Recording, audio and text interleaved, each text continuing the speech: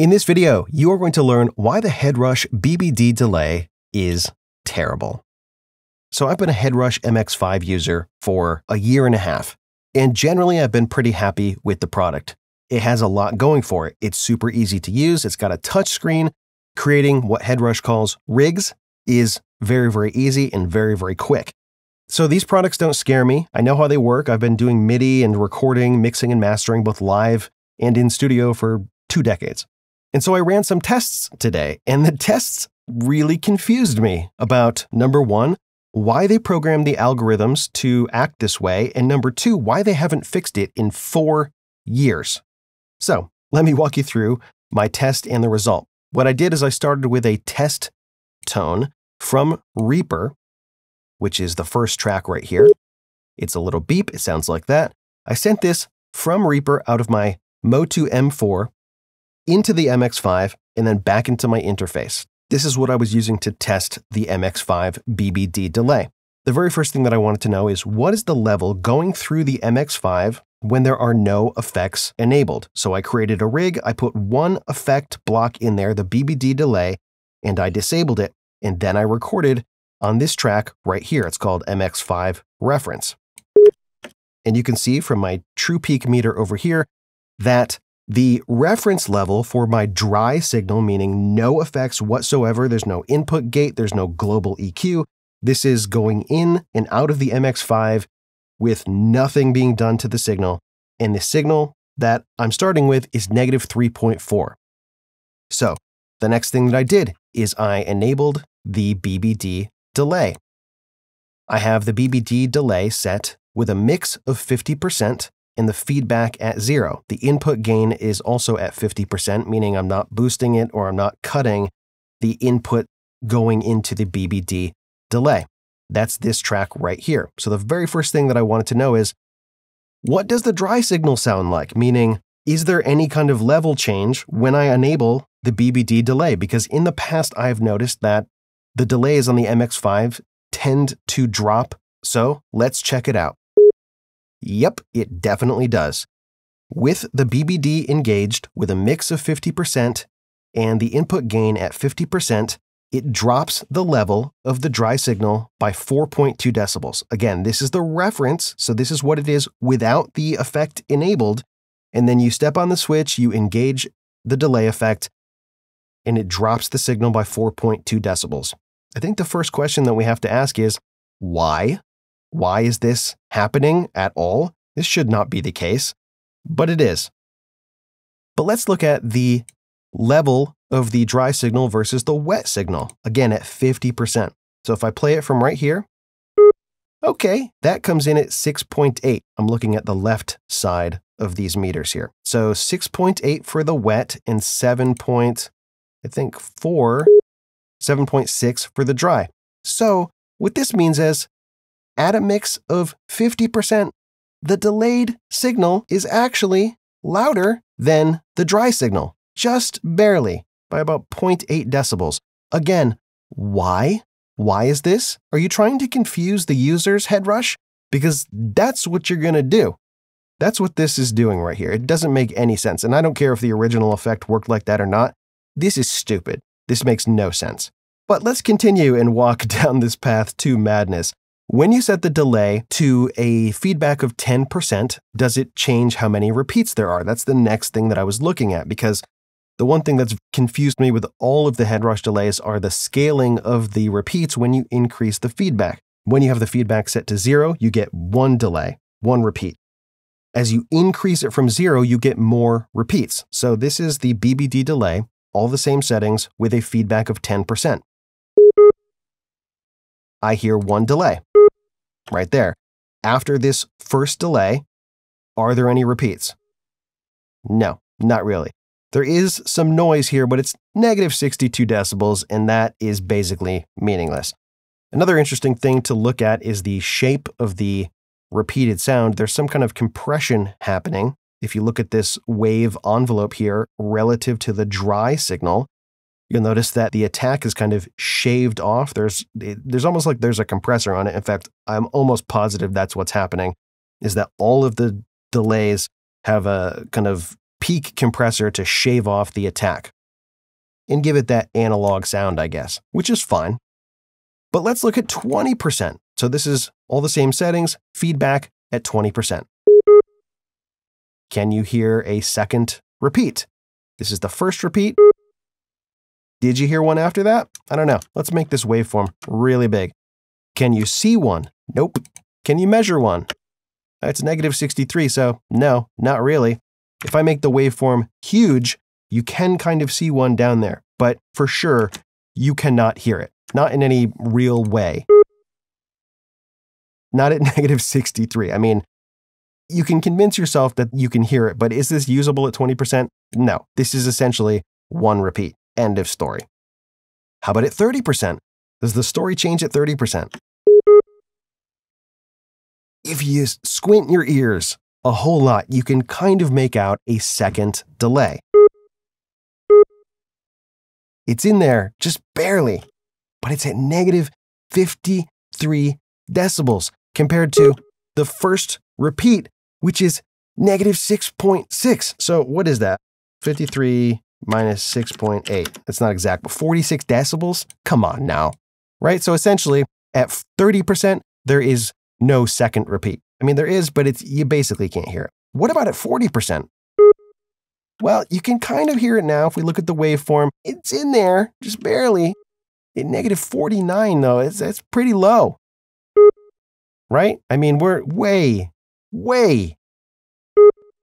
lower. And again, this is with a mix at 50%, which I would reckon is not really usable because the very first delay is louder than the dry signal. At 50%, things just get stupid. So we go from basically one delay at 40 to like 6 delays at 50? I mean, 1, 2, 3, 4, 5. You can hear a bunch, but does this make any sense? I don't know. If this is the way the original product worked, great for them. But in the real world, this is stupid. At 60%, wow, a bunch of delays. At 70%, a bunch more. At 80%, we're on the threshold of self-oscillation, where the delays will essentially go on forever. Not really forever, but they take like minutes to die down. Oh, I had 2 of those soloed at the same time. So here's the thing, the BBD delay. If you want a second repeat, you have to go up to basically 50% in order to hear that second repeat with any amount of clarity.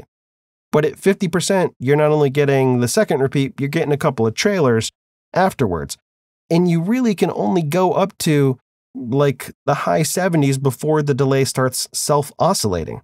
So the scaling of these repeats is just all kinds of not usable. It just sucks. Now, let's look at the same test, and I'll go through it really quickly. If you set the mix to 35%. So this is the same test at 35%. The very first thing that I noticed is the dry signal is different than at 50%. At 35%, it's still dropping the signal by 1.5 decibels of the dry signal, meaning you're jamming away on a song, you kick in the delay for the solo or whatever, whoop, your signal drops by 1.5 decibels when you have it set to 35% mix. Again, why? Why is this happening at all? Is the first question. Second question is, why is it different than at 50%? In every other delay that I think that I've ever used, from 0 to 50%, the dry signal doesn't change. Why does it change on this? If they're going to tell me, well, that's the way the original product worked, oh my God, you guys have lost your way, because this is just ridiculous. But I think you'll agree, at 35%, 0% feedback, this sounds like a good starting place for, I would say, most songs that you would use a delay in. The balance between the dry and the wet signal, meaning the dry and then the first delay, sounds like what you'd hear in a typical song with delay. Let's check out how many repeats you can hear at 10%. So 1 repeat. At 20%, 1 repeat. Not looking good. 30%. Maybe there's a third one in there, but it's coming in at negative 59 decibels, so it's basically not there.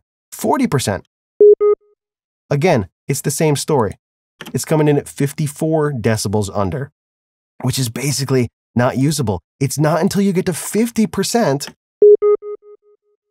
that you can hear distinctly the second delay. So first delay, second delay. And not only can you hear that one, you can also hear the other ones. This doesn't make any sense to me. And I'm not going to play the rest of these because what I'm going to show you is how delays work in other products. And then you're going to go, oh, well, this makes much more sense. So this is the exact same test run with the Helix. Again, the first thing that I did was I tested the input and output with no effects or no effects blocks enabled to get a reference. And that's what this first track is. And actually, the first thing that I noticed is that the latency is actually much better on the Helix than it is on the MX5. The time differential from the input to the output is what's called latency. Anytime you have a digital product which goes from analog to digital and then back from digital to analog, there's always going to be some latency.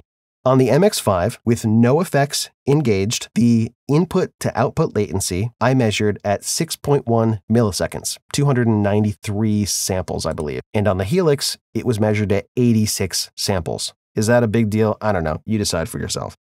But this is the same reference level.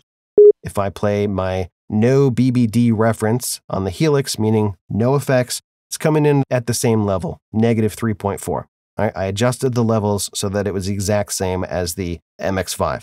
So the next thing that I did is recorded a test with the BBD delay engaged. The mix was set at 50%. The feedback was set to 0%. This is exactly the same type of effect that I used on the MX5, but now in the Helix. And the first thing that I noticed was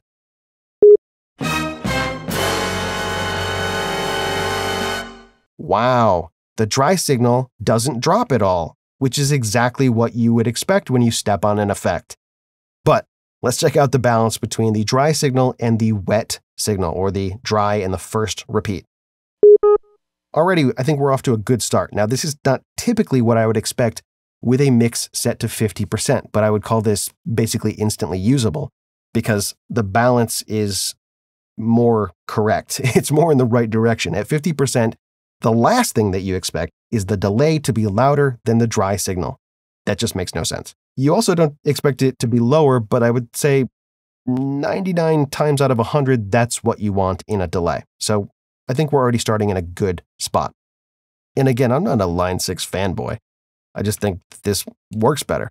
At 10% feedback, you can hear one repeat and the remnants of a second repeat. If we jack up the waveform view, yeah, look at that. There's a second repeat in there, but it's pretty low, negative 47, but already we're off to a better start compared to what we had on the MX5. What about at 20%? At 20%, I can distinctly hear two repeats. 1, 2. I can see it on the waveform. I can hear it. That's at negative 31. It's pretty low, but I can for sure hear it. At 30%, I can hear 1, 2, and just the remnants of a third. I can clearly hear 3. That third repeat is coming in at negative 40, which is pretty low, but I can hear it. What about at 40%? I can hear 4 repeats. Now, just for reference, let's jump back here, and again, I'll go to my 50% mix. This is the BBD delay on the MX5. How many repeats can you hear? I'll start it right at the delays. 1 and basically a baby delay, which is negative 49. It's in there. But at 40%, you can hear 1 in a tiny bit. But over on the Helix, you can pretty clearly hear 3, and then the fourth one is pretty quiet. But this makes more sense to me because over here, you can hear 1 and then a little bit. Here, you can definitely hear at least 3 and then 4. So the scaling is so much better. What about at 50%? If we listen to just the delays, things are looking pretty good. If we look at the waveform, 1, 2, 3, 4, clearly I can hear at 50%. If we jack up the waveform even more, you can see, yeah, there's 5. And in fact, there's even 6, but that 6th one is basically at the noise floor. So this makes sense to me because at 50%, you get 5 distinct delays. 50%. Why Headrush doesn't understand that is beyond me. I mean, technically, there are 6 repeats here and probably more, but the scaling is just, it makes much more sense. So what is the point of this video? Am I just pooping on Headrush? No, not at all. I would very much like if they fixed the delays. I mean, it's just code. I guarantee you could pay some developer to fix this in 48 hours. It's not hard. I could probably do it, and I don't know anything about coding. I've made a couple of Arduino projects, and I guarantee I could find an algorithm out there and I could copy some bits of code over in the next 48 hours. But in 4 years, they haven't fixed this delay. I guess they like it like that. This is how it works for them. For me, this does not work. Maybe I'm wrong. Let me know in the comments. I'm sure some of you will definitely think that I'm wrong. So I'd love to hear about it. Anyway, thanks so much for watching. See you later.